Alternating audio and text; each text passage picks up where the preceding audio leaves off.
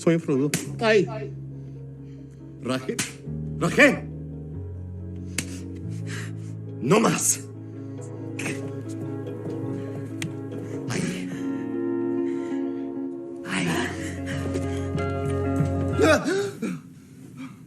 Are you okay? Oh my God. I just had the weirdest dream. You want to talk about it?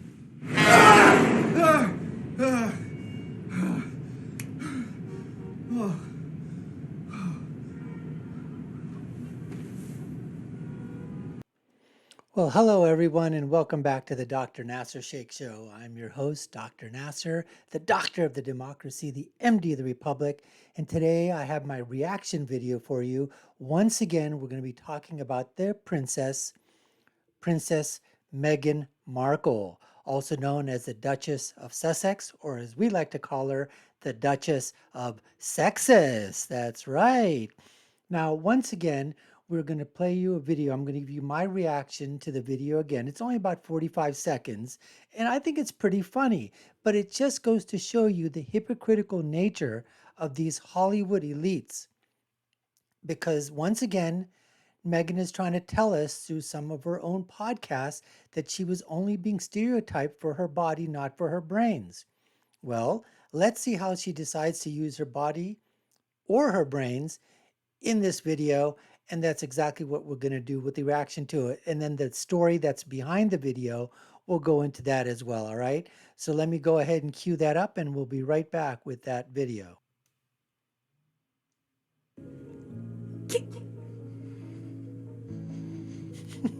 Soy frudo. ¡Ay! ¡Raje! ¡Raje! Rachel, ¡No más! no más.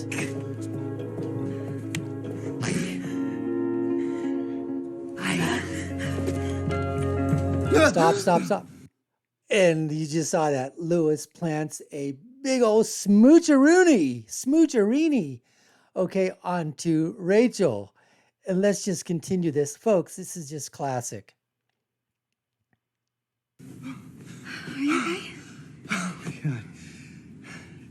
I just had the weirdest dream. You want to talk about it? That's just classic. And you know, what they did was it's just absolutely fantastic. They start off in Espanol with Spanish. I thought it was classic. And the slaps to the cheek, unbelievably funny. I mean, this is funny stuff. I mean, all you've got to do is own up to this and people will be absolutely crazy about you. But what happens is, you know, she goes on her podcast, she goes all over TV, all these interviews, and she basically says, oh, you know what? They were just objectifying me. Misogyny. Oh, good grief. Misogyny in the world of Hollywood. Misogyny in the world of fashion. Misogyny. I mean, come on, all right? You use your body. You used it well. You're a beautiful looking young lady. You know what? And you've got brains too. Why not exemplify both? Talk about both of them. Instead of saying, oh, I'm shortchanged on one because they were using me on the other. You used them, they used you. That's all part of being in that culture. Let's continue with this. I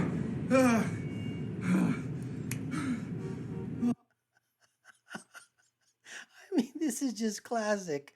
Again. This is what we're talking about. This is what needs to be done. This is funny stuff. Looking around, can't find anything. I wonder what he was looking at there anyways. But it's just really funny stuff, all right? So let's go into a little backstory with the interview of this, and we're going to continue with that.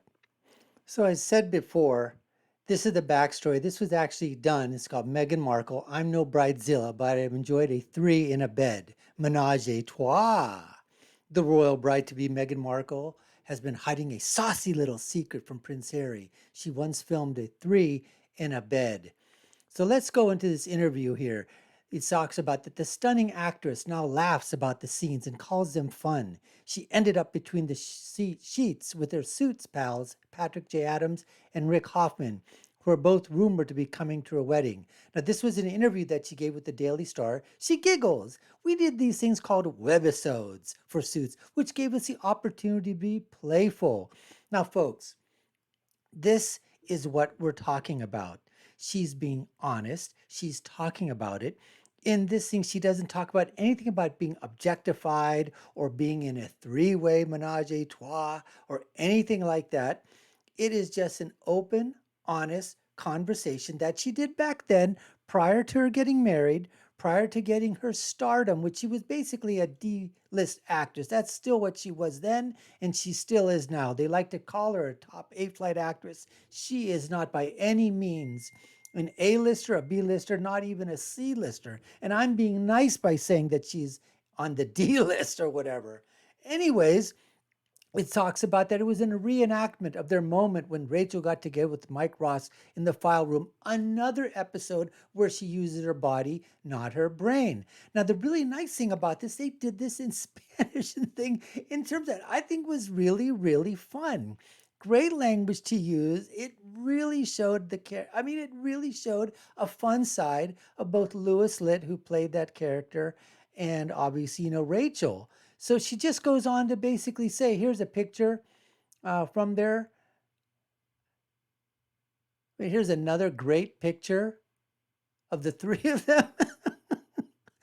I mean, come on. And this is in a frank and honest chat. The American actress who is set to marry her prince at Windsor Castle on Saturday opened up about her sexy, funny side, as well as celebrating windows, watching bridal-themed TV shows, and being an ambitious and a strong woman, and tackling Twitter trolls who dared to call her a slut.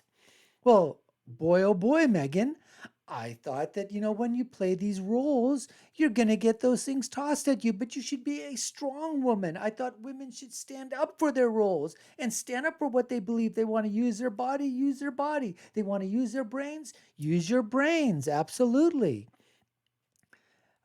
Anyways, it just goes, the fun part of being engaged, fans come up to me and they say, oh, we are so happy you're getting married.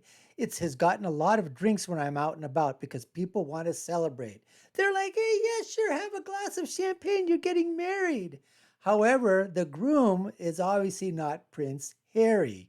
And we know that it was Patrick J. Adams, who's playing the hotshot lawyer, Mike Ross. Now, here she talks about her TV guilty pleasures. She gushes about the bridal reality TV show, Say Yes to the Dress.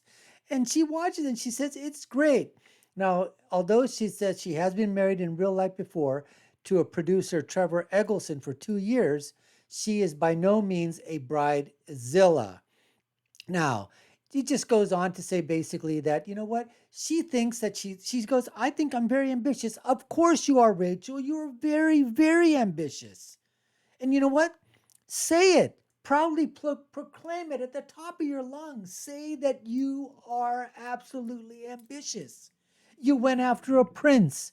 You became a princess. And then now you move to the United States. You basically, excrement all over the royal family and everything the royal family stands for. You drag your prince husband into it. He's wagging behind you like a little puppy with his tongue hanging out, lapping up everything that you say, right or wrong, mostly fabricated lies, mostly stuff made up. But then again, you're an actress. You live in the world of make-believe. You live in the world of illusion. You live in the world of delusion. And so, here we have it, folks.